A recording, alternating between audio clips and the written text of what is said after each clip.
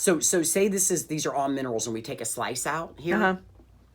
then really what's going on here, this teeny little slice is every mineral in your body that's needed except for calcium. Yes, you said it right, or you heard it right, Debbie. We need this much calcium and this much everything else. I guess calcium's pretty damn important. And then what are the things that make calcium stay in your tissue? Because I've heard things calcium, about that. magnesium, sodium, potassium, and other trace minerals. We've got the iodine, we've got all those type of things, phosphorus, manganese, all those little trace minerals. But there's really a specific calcium that we need. Otherwise, it just gets thrown into bone, and bones are in caves for thousands of years. Bones really don't go away. You don't want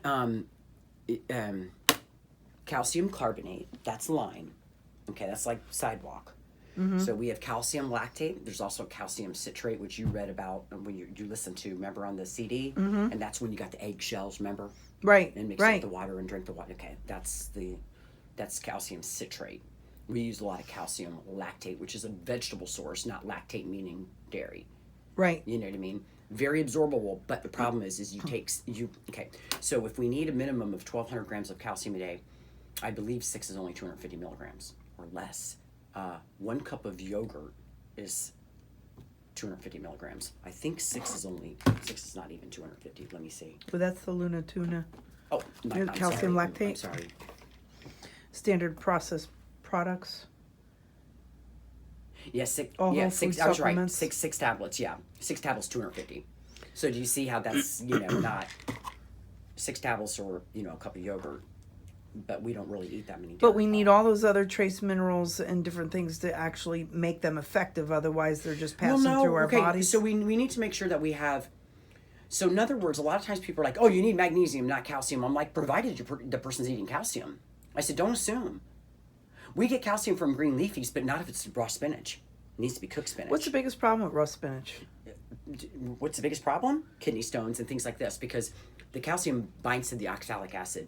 And it makes the iron unabsorbable anyway. You need to cook it. So people need to think about that. If something is unabsorbable, is it going to affect our body? And is it going to affect our body in a negative way? Or are we just going to pee it out? We don't just pee it out. Collects in solution into our eyes. It's cataracts.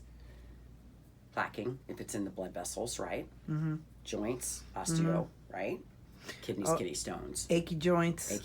So if somebody's starting off with achy joints, they might be going into the kidney stones. The first thing I would say with achy joints, right? But the first thing I would say is anybody with achy joints, the first thing I'd say is, are you on enzymes? What do you mean? Are you on a digestive aid? Are you on proteolytic enzymes? So even if you were to start that personal enzyme mix too, 3 times a day, you get rid of their achy joints. And then they would start the digest, right? Because we have to have an acid, stage 1 digestion, to absorb calcium, zinc, iron, B12, stuff like that. So everybody's behind the 8 ball. They don't have the proper acidity. So, and with me, Angie, because I'm in recovery from alcohol and drugs and other, medications and things, that I have a very low stomach acid, which actually, how does that actually present in heartburn in some people? Because they're not getting that digestion. Hypochlorhydria, it's called. So people are like, wait a minute, hypochlorhydria, hypo. Oh, less acid. Oh, wait a minute. That means the person does not have enough acid. I don't understand that, Angie. You're telling me I don't But have I'm getting heartburn. I think I have too much acid. They want to give me Prilosec to turn those acids off. This is a huge conversation. Okay, we have a whole thing on this alone. So basically what is happening, and this is disgusting, you don't have enough acid to digest your food. So the stuff that is coming up is your own rotting food. Putrefaction if it's protein, rancification if the substance is fat, fermentation if the substance is carbohydrate. You are burping up your own shit that you're not absorbing or digesting. And then the medical community wants to give you Prilosec and other medication to shut off the little bit of acid that you're producing. Hello, bowel problems. Hello, bad breath. Hello, disease. Why? Oh my God. First line of defense against disease is what? Your body's stomach acid kills the bug. Oh my God, that's right. That's why dogs can eat stuff off the street because stuff stays in their stomachs for like 17 hours instead of ours is 4 hours. So if every single person came in, okay, and they had a blood chem, and we didn't even look at the blood chem, right? We didn't even look at it just because you're not paying me. Say you're not paying me. We didn't even look at it. Put it in your folder.